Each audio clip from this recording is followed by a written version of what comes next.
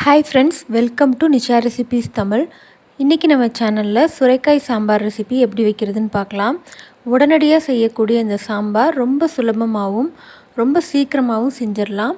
Taste ரொம்ப நல்லாயிருக்கும். எப்படி செய்கிறதுன்னு பார்க்கலாம். வீடியோக்குள்ளே போகலாம் வாங்க. சாம்பார் ஒன் பார்ட் சாம்பார் போல் ரொம்ப சுலபமாக செய்ய போகிறோம். அதுக்காக தேவையான எல்லாம் எடுத்து வச்சாச்சு. ஒரு பெரிய வெங்காயம், கொஞ்சமாக கொத்தமல்லி, 2 பழமான தக்காளி, கொஞ்சம் கருவேப்பிலை, சொரக்காய் வந்து ஒரு 1/4 கிலோ அளவு கட் பண்ணி எடுத்தாச்சு. துவரம்பருப்பு ஒரு 1/4 மணி நேரம் கழுவிட்டு ஊற வச்சாச்சு. ஒரு அரை லெமன் சைஸ் அளவு புளி ஊற வச்சாச்சு. ஒரே ஒரு பச்சை மிளகாய் நம்ம எடுத்து வச்சுருக்கோம். இதெல்லாம் தேவையானதெல்லாம் கட் பண்ணி ரெடி பண்ணி வச்சாச்சு. இது எல்லாத்தையும் நம்ம இப்போ குக்கரில் சேர்க்க போகிறோம். பருப்பு வந்து நம்ம ஒரே இதில் வேக வைக்கிறனால கொஞ்சம் ஊற வச்சா தான் நல்லது. பச்சை மிளகாய், தக்காளி, கருவேப்பிலை, கொத்தமல்லி, வெங்காயம், கட் பண்ண சொரக்காய், இது எல்லாத்தையுமே நம்ம சேர்த்துடலாம்.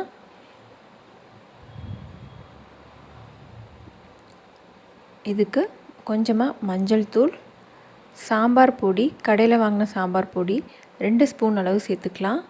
கொஞ்சமாக ஜீரகம், பூண்டு, 1 ஸ்பூன் அளவு உப்பு சேர்த்துக்கலாம். பெருங்காயத்தூள் கொஞ்சம் சேர்த்துக்கோங்க.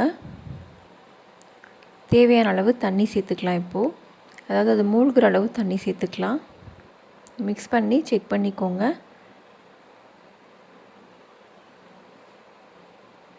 இன்னும் கொஞ்சம் தண்ணி சேர்த்துக்கலாம்.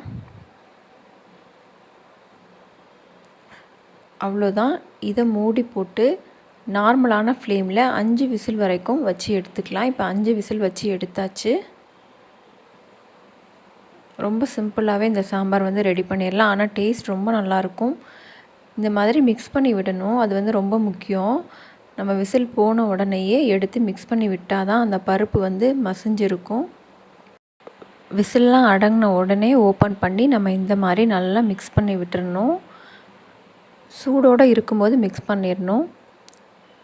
மிக்ஸ் பண்ணது பிறகு உடனே இதை வந்து நம்ம தாளிக்கலாம். தாளிக்கிறதுக்கு 1 ஸ்பூன் அளவு ஆயில் சேர்த்துக்கலாம். 1 ஸ்பூன் அளவு நெய் சேர்த்துக்கலாம்.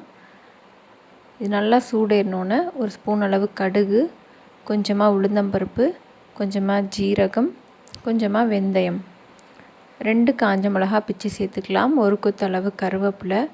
அவ்வளோதான். இதெல்லாம் நல்லா பொரிஞ்சதுக்கப்புறமா நம்ம ரெடி பண்ணி வச்ச சாம்பாரில் நம்ம எடுத்து வச்ச புளி தண்ணியை சேர்த்துக்கலாம். சேர்த்துட்டு தாளிப்பையும் சேர்த்துடலாம். சேர்த்துட்டு மிக்ஸ் பண்ணி விட்டுருங்க.